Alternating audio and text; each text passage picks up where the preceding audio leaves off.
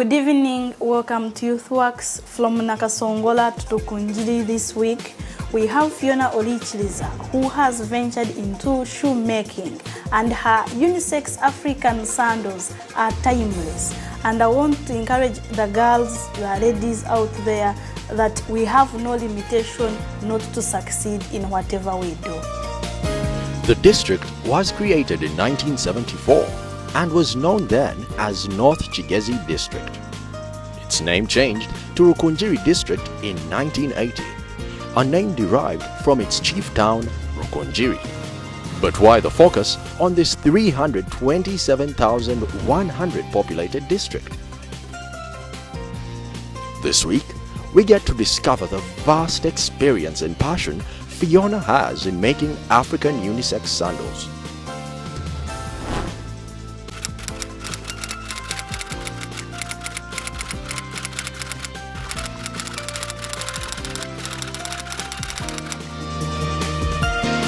Sandals are an open type of outdoor footwear, consisting of a sole held to the wearer's foot by straps passing over the instep and sometimes around the ankle. Does this definition differ from Fiona's product? We make about 5 types. Make for male and female and for kids.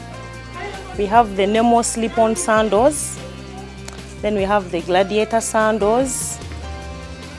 They are differentiated depending on the materials you use. Well, for adults, we have from size 5 to size 10. Those are the mostly demanded sizes. But on order, people who have bigger feet, they say maybe make for me a size 12. We always make any size that one orders. Fiona has a reason for venturing into this highly complicated business. I had a job. I was doing sales in information technology. Then I became pregnant. So I couldn't manage moving around. There were issues. So I couldn't, as well, I couldn't sit down and say, let me sit and hope that God is going to throw money from heaven for me to live on. So what I did, I looked around a number of projects. Then I realized shoes are no longer a luxury, they are a necessity. It's a must-have. People, we get surprised when you meet someone walking on foot. Long time they will be surprised if they saw you putting on shoes, and now the opposite is true. So I said, there are already so many types of sandals in the market. How different can I be to be competitive as well? And I needed to learn. Lucky enough, there was my neighbor who was making shoes. So I asked, can you teach me? She said, yes, I can teach you. This is my fee. So I paid and I learned. When you learn how to make something, you meet challenges. So in the long run, you keep on perfecting your product. So that's what I did. I learned only one type, but along the way, I kept on adding more types. With skill already attained and only $75 at hand for startup capital, Fiona did not have much to worry about. This business, I didn't start it with a lot of money. It was around 160,000 for about 20 pairs. Yeah. So when I made the 16 pairs, it's very hard to tell someone, pay me money, and I sell you these shoes. They need to say, let me put at my shop. If people like them, I'll pay you. So that's what I did. I made the 16, I gave them out.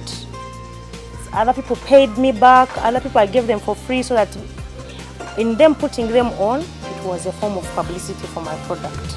Since she owned the vision, she had to sleep for few hours to get work done in order to prove a point. I started alone and I worked alone for nearly 8 months. It was not easy. I would wake up at 5 in the morning, sleep at midnight. Depending on the volume of the shoes that I would be working on, you'd find that by the end of the day, you've only done like one thing. So to do like 100 pairs, you'd need like a whole week. But now, With a team of 4 passionate and skilled staff, Fiona shares the turnover in terms of production. The people that I employ now, they already knew the job. Where they were working, I think the business closed down, something like that. But I used to know them. They were the people who used to do finishing for me for my shoes. So they said we could help you out. And since I had a young child and I still had demand, I needed people to help me around.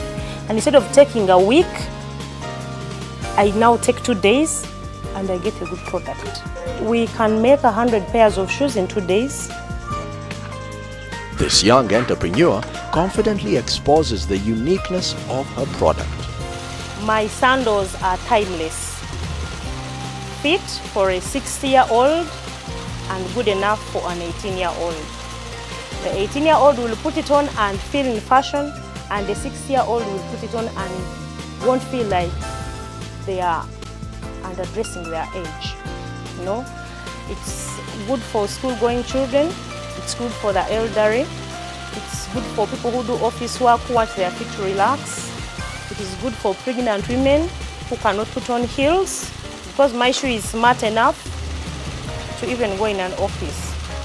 There are some offices which are not selective, and when you have a smart sandal, you can go into that office. Ready market is always one of the major factors that facilitate growth in any startup. Well, my biggest market is in Kampala, actually, in big supermarkets. I sell in Arua, I sell in Mbale, I sell in Rwanda, but on a small scale. Fiona hails her father for the success of this business. The person I attribute my determination, my inspiration to is my dad. He used to tell us, you should always work hard. If you don't work for one day, you'll be hungry for one day. If you don't work for a week, you'll be hungry for a week. Then when I identified that shoes are a good business, I said, let me give it a try. So I called him, I told him that there's some business I want to start, but I will tell you when it kicks off. After the around 20 pairs that I made, I sent him 4 pairs. So when he liked them, I said, this is it for me. She, though, has a challenge of unfaithful customers who she trusts in order to have a ready market source. I made shoes of 800,000. Someone I knew said he had gotten market from Kenya, told me, give me these shoes, I'll take them. In 3 days, I'll give you the money. Since last year in April, I have never gotten even 1 shilling of that money. With all expectations met, Fiona thinks big of her business. In 5 years, I'm sure that I'm going to be able to supply the whole of East Africa, the 5 countries, including Southern Sudan. Because right now, there is a person that I'm selling to in Southern Sudan. This is what the young entrepreneur has to say to the demotivated young people. They should never give up on anything. They should not underlook any kind of work. When you tell someone I make shoes, they think of a cobra, they think of shoe shining. And in a way, people who shoe shine, they are better than you who sits at home doing nothing. Because at least they are sure they're going to get their money, and probably you won't get any money. So me, what I tell the youth and other people is that identify a need and look for the best way in satisfying that need. There are so many things we can do. The sky is the limit. Look at this. Yes. Just look at this. This is Seco Designs marketing their sandal. So, for example, you told me you sell your sandals in a supermarket. Yes. If I went in a supermarket, is your sandal visible? How do you market it there? I don't think this costs a lot. This is a very good marketing tool.